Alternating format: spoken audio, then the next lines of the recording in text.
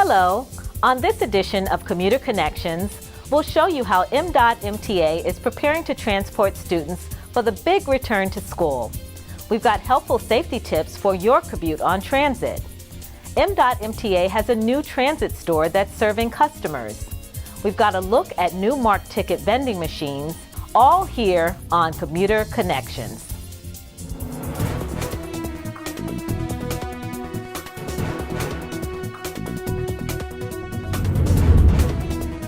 The big return to school is here, and MDOT MTA has everything in place to ensure students have needed transportation to school.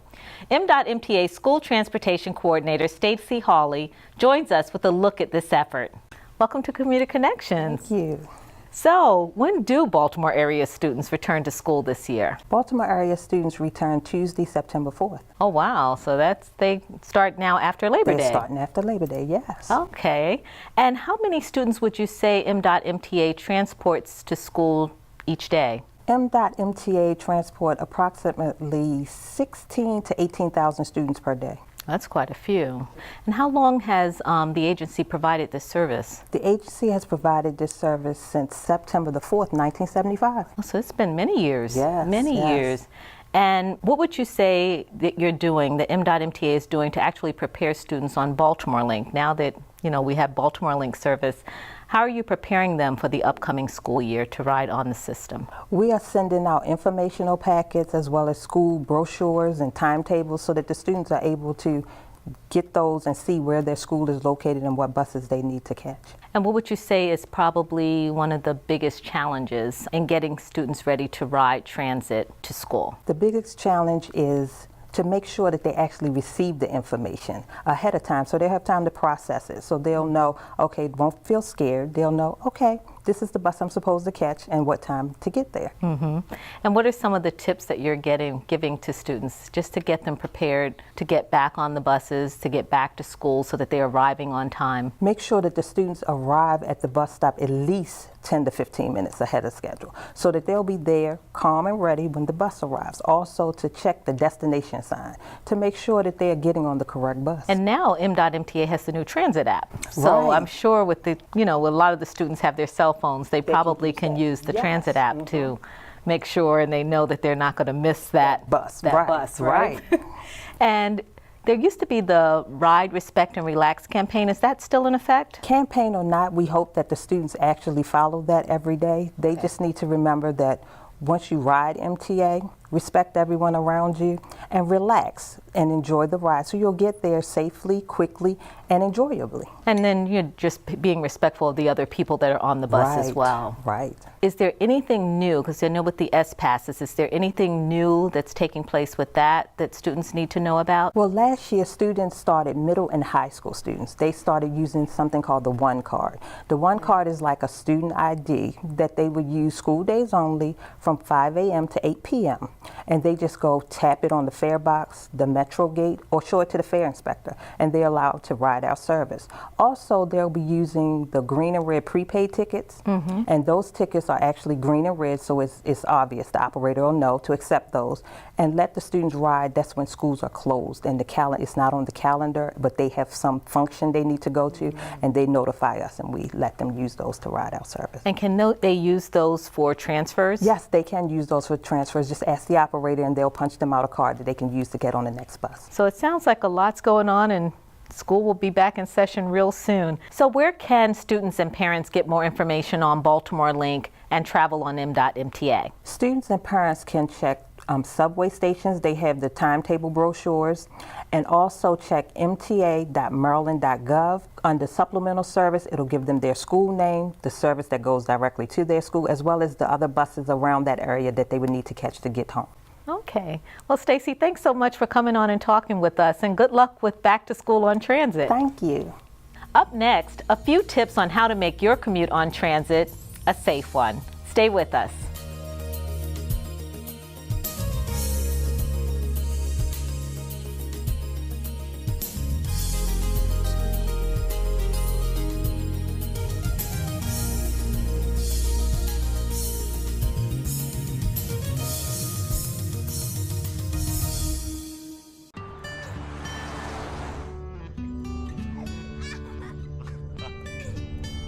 They say that when you're facing extreme danger, your life flashes before you.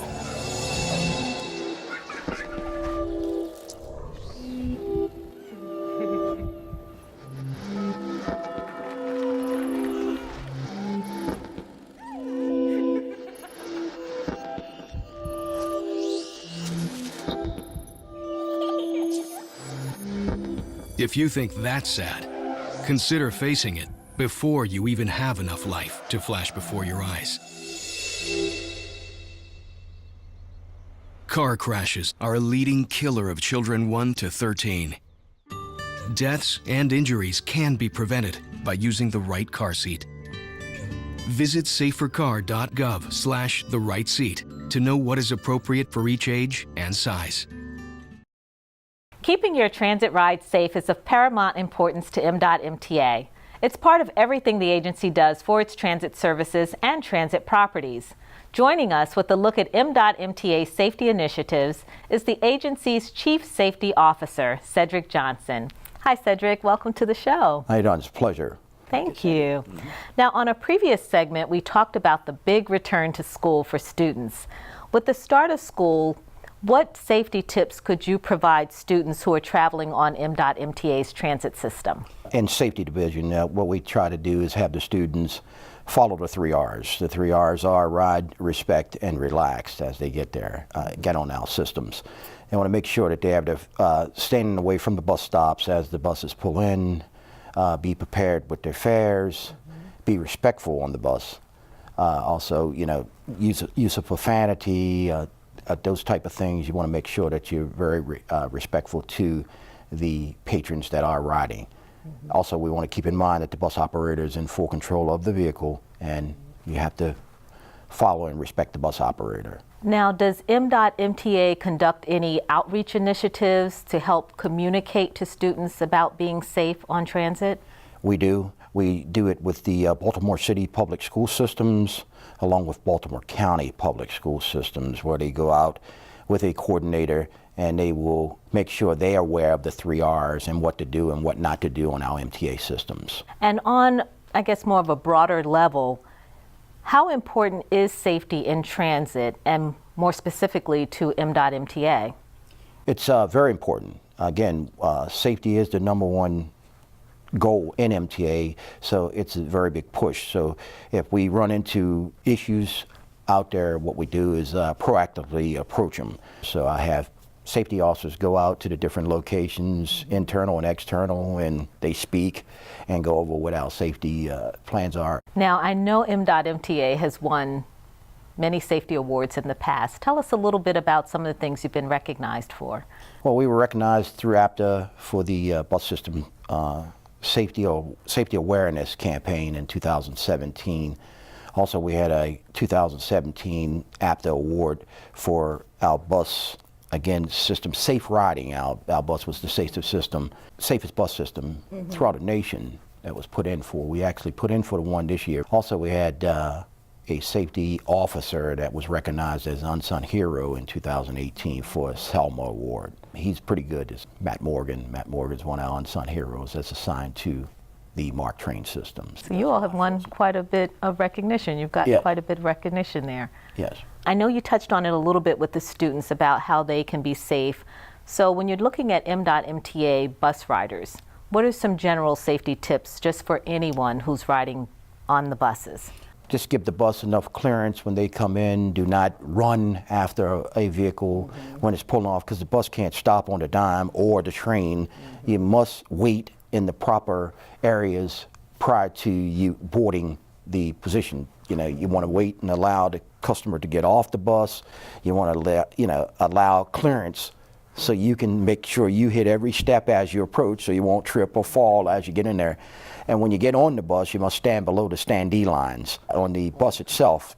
So when you come up on there, you want to pay your fare and take a seat immediately, because you have to be below the standee line for the bus operator to continue on with the bus. And I imagine if the bus is moving, you should be holding on too so that you're All the not time. losing your balance if you are standing. Yes. So now what about light rail link? So what would you advise, rail riders on light rail link? It's a similar concept. You just want to make sure that you clear the platform. Do not stand in the area of the train as it approach.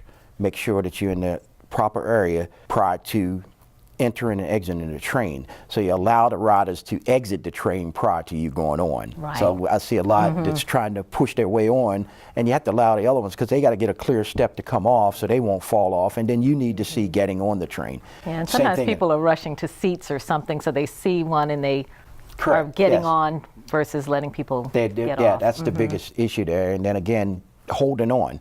You see a lot of them, they have their earplugs in and they're not focused. You need to be focused when you're getting on these rail cars, or rail or bus, either way, because you need to be alert. I mean, as you get on the vehicle, you need to be cognizant of what's going on safety-wise. Now, I know also with Metro Subway Link, it's a little different because usually you need to probably use an elevator or an escalator to access the station. So if you're riding the escalator or the elevators, what would you advise people? You want to stand there. You do not want to climb on the escalator, slide down the rails. You don't want to run up the stairs. You want to stand in place as you're getting up or getting on the escalator, and just stay on the escalator till you're clear.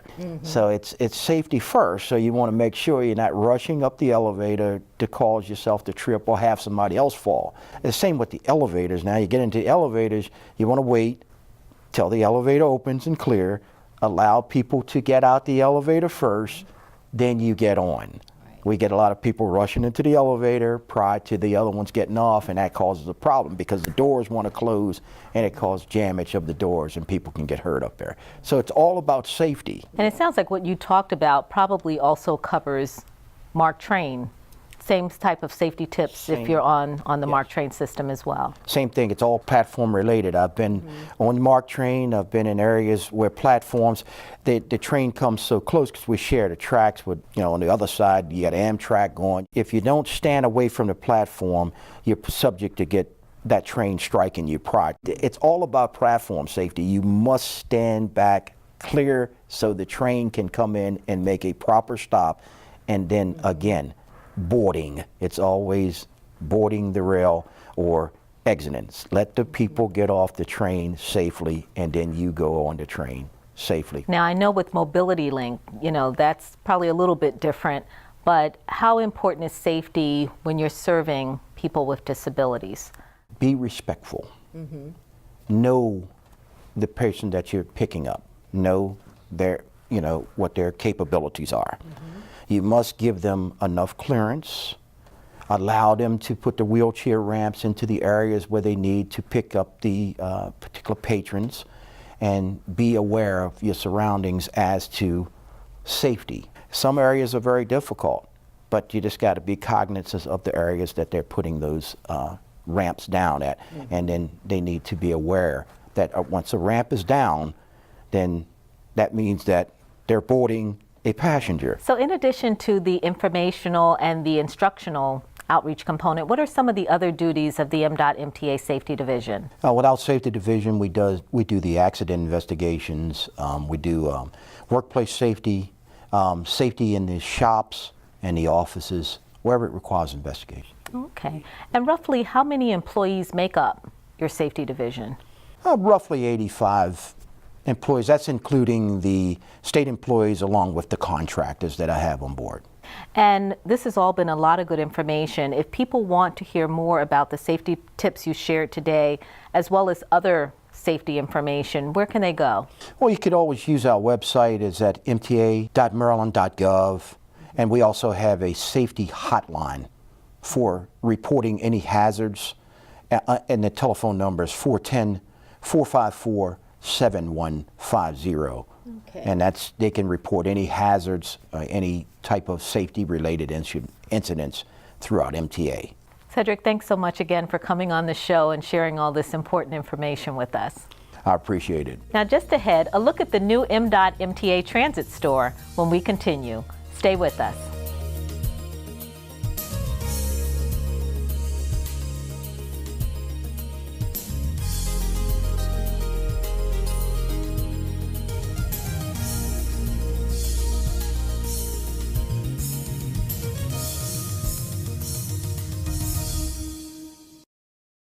Take a look under your bed. Find stuff under there? What about jobs? No? Now try your closet. Still no jobs, just more stuff? Well, you really have both. See, stuff is defined as household articles considered as a group. Sometimes this stuff is no longer needed. Wait, no longer needed? That can't be right. Because remember those jobs you were looking for? Those are really needed. And they're the stuff inside your stuff. Our job is to unlock those jobs. And it starts when you donate your stuff to your local Goodwill. Here's how we do it. When you donate to Goodwill, we sell your stuff to provide job training for people right here in your community. So just by teaming up with Goodwill, you help create jobs. And isn't that worth parting with the leftover keytar from your 80s cover band? Goodwill. Donate stuff, create jobs.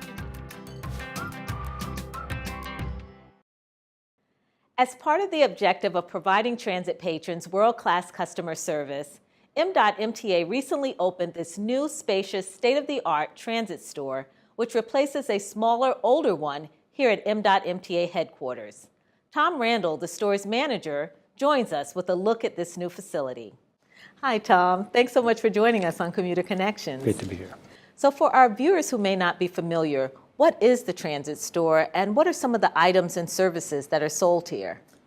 At the transit store, we offer all our fare products from tokens to charm cards, smart card media, and it's a great place for our customers to come up and get individualized in-person service when they need it. And how long has MDOT MTA actually had a transit store? Boy, I think since MTA has been around, it's a service that certain people have really come to depend on and value. And I know we're in the home of the new transit store. So what's the address here for our viewers who may not know? And also, how long have you been in this space? Oh, the great thing is our address is the same, 6 St. Paul Street in Baltimore. And we just moved to the other side of the lobby. We're still in the lobby level, so there's convenient access. And this space has almost quadrupled our size over what we had before. So a much more convenient atmosphere and environment for our customers.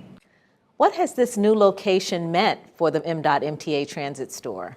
Sure. I think the big change has been the electronics, the smart card media, the charm card. That didn't exist when we first opened. It was tickets and paper media. As well as we have a large back office operation here who provides tokens and passes to over 110 retail outlets. And that's happening at the same time that we're serving our customers at these windows behind me.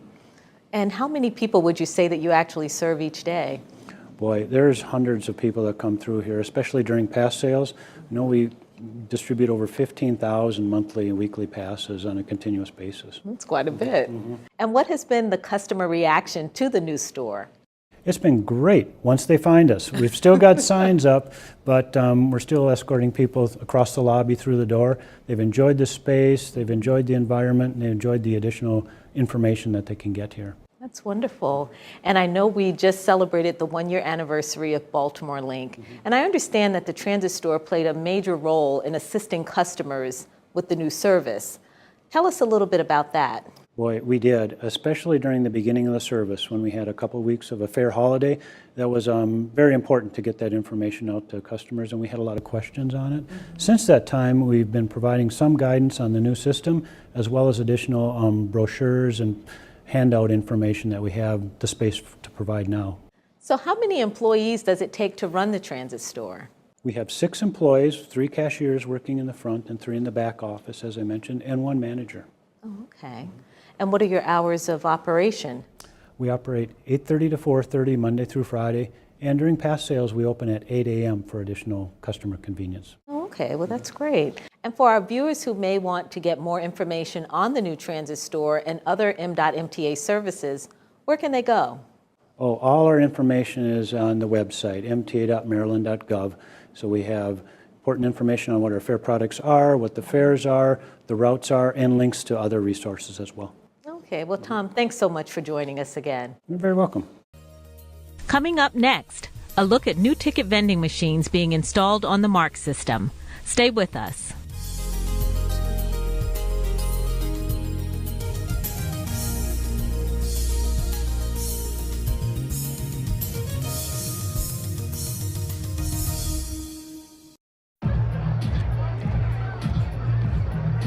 drive buzzed, it could cost you around $10,000. You'll face major legal fees, major fines, and steep insurance penalties.